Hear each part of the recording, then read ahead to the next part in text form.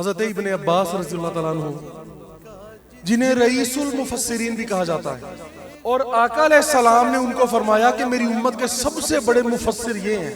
اب روایات میں آتا ہے کہ جب حضور کا وصال ہوا تو حضرت عبداللہ ابن عباس کی عمر مبارک بس 13 سال تھی۔ جن کی عمر 13 سال تھی ان کے متعلق آقا نے فرمایا کہ میری امت کے سب سے بڑے مفسر یہ ہیں، اور عمر زیادہ سے زیادہ 13 سال۔ اب حضرت سیدنا عبداللہ ابن عباس رضی اللہ تعالیٰ عنہ آپ فرماتے ہیں کہ جو حضور نے میرے بارے میں فرمایا کہ یہ اس امت کا سب سے بڑا مفسر ہے، تو حضرت ابن عباس فرماتے ہیں کہ میں جو کچھ بیان کرتا ہوں میرے استاد مولا علی ہیں۔ آپ فرماتے ہیں میں نے جو بھی بیان کیا ہے نا، یہ سب کچھ میں نے حضرت علی سے سن کے بیان کیا آپ لوگوں کو۔ حضرت علی فرماتے ہیں کہ قرآن کے ہر حرف کا ایک ظاہر ہے اور ایک باطن ہے، اور فرماتے ہیں کہ کوئی ایسا حرف نہیں جس کے ظاہر یا باطن کو میں نہیں جانتا۔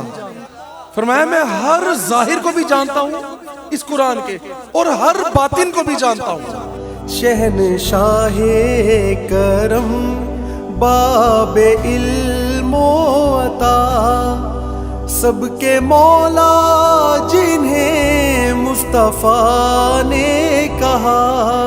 حضرت احمد رضا خان رحمۃ اللہ علیہ آپ نے فرمایا اسلام میں 2 ہستیاں ایسی ہیں جن کا ایک لمحہ بھی اسلام کے بغیر نہیں گزرا۔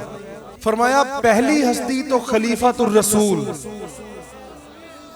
خلیفۃ الرسول افضل الخلق بعد الانبیاء، خلیفہ بلا فصل سیدنا ابوبکر صدیق کی ہے، اور فرمایا دوسری ہستی امیر المومنین شیر خدا علی المرتضیٰ کی ہے۔ آقا نے فرمایا کہ علی کی طرف نظر کرنا، جہاں یہ فرمایا تھا حضور نے کہ علی کے چہرے کو دیکھنا بھی عبادت ہے، تو پھر دوسری حدیث میں یہ بھی فرما سکتے تھے کہ چلو بھئی علی کے کپڑے بھی نظر آ جائیں تو بھی عبادت ہے۔ یہ نہیں فرمایا، فرمایا بس علی کی طرف نگاہ کرنا۔ تو اگر کسی کو پتا ہو کہ اس سمت سے مولا علی تشریف لا رہے ہیں، دیکھیں نا آپ کو جب پتا ہوتا ہے کہ ہمارے گھر مہمان آنے والے تو آپ بار بار گیٹ کو دیکھتے ہیں، اپنے دروازے کو دیکھتے ہیں، مہمان نظر تو نہیں آ رہا ہوتا لیکن آپ اس طرف نظر کرتے ہیں، مہمان کی طرف نظر کرتے ہیں۔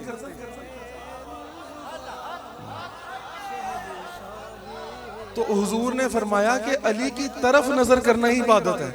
تو یہ اس سے بھی اگلی بات ہے کہ وہ نظر چاہے نہ بھی آئیں، بس تم اس نظر سے دیکھتے رہو کہ ہم دیکھنا چاہتے ہیں، بس وہ نظر کرنا بھی عبادت ہو رہی ہے۔ نظریں ان کے رستے پہ بچھ جانا، تمہاری نظروں میں علی کا انتظار ہو، تو یہ بھی عبادت ہے۔ کپڑا ہی نظر آ جائے، ان کا جوتا ہی نظر آ جائے، جو بھی، وہ تو عبادت ہے ہی، وہ نظر نہ بھی آئیں، بس نگاہیں بچھا لو ان کی طرف، تو یہ بھی عبادت ہے۔ آپ کے شہزادوں نے آپ سے پوچھا کہ ابا جان رسول اللہ کے بعد سب سے افضل کون ہے؟ حضرت علی نے فرمایا ابو بکر۔ کہا پھر ابا جان ان کے بعد؟ فرمایا پھر عمر۔ تو آقا نے فرمایا کہ مومن کے سوا علی تجھ سے محبت کوئی نہیں کرے گا، اور منافق کے سوا بغض کوئی نہیں رکھے گا۔ کہ وہ جو حضور نے فرمایا تھا کہ 2 گروہ ہوں گے اور دونوں ہی گمراہ ہو جائیں گے، اللہ نے ہمیں ان دونوں سے بچا لیا، ہمارے مرشد کے شیخ کے وسیلے سے ہمیں وہ راہ راست پہ رکھا، ہمیں ان دونوں طرفوں سے بچا لیا۔ اچھا جو ایک شان میں کمی کرتا ہے وہ خارجی، اور جو زیادہ ہی بڑھا دیتا ہے وہ رافضی۔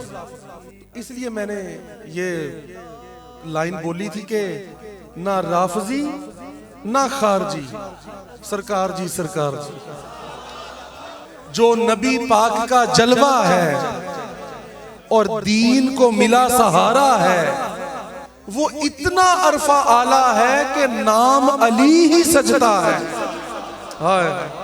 ہمارے شیخ کا ایک جملہ، ایک جگہ پہ پروگرام تھا، کئی لوگ وہاں بیان کر رہے تھے، حضرت علی کی شان کی محفل تھی، کئی لوگ بیان کر کے ہٹ گئے، آخر میں سرکار کا خطاب تھا، آپ نے بس آتے ہی ایک جملہ فرمایا، اور ہم یہ سمجھتے ہیں کہ وہ جملہ ساری تقریروں میں بھاری ہے، ایک جملہ، اور وہ جملہ کیا تھا؟ آپ نے فرمایا کہ بھائی آل رسول کی شان یہ ہے کہ ان میں سے کسی بھی ایک فرد کا، کسی بھی آل رسول ساری کی نہیں، پوری آل رسول میں سے جو اہل بیت ہیں، یہ خاص ہستیاں ہیں، ان میں سے کسی بھی ایک فرد کی ایک فرد کی ایک صفت کو اگر آپ قیامت تک بیان کریں تو اس کو مکمل بیان نہیں کر سکتے. اشہد ان لا الہ الا اللہ وحدہ لا شریک لہ واشہد ان محمدا عبدہ ورسولہ. بسم اللہ الرحمن الرحیم. الحمد للہ رب العالمین الرحمن الرحیم مالک یوم الدین. قل هو اللہ احد اللہ الصمد لم یلد ولم یولد ولم یکن لہ کفوا احد. مولا حیدر کی عظمت پہ لاکھوں سلام.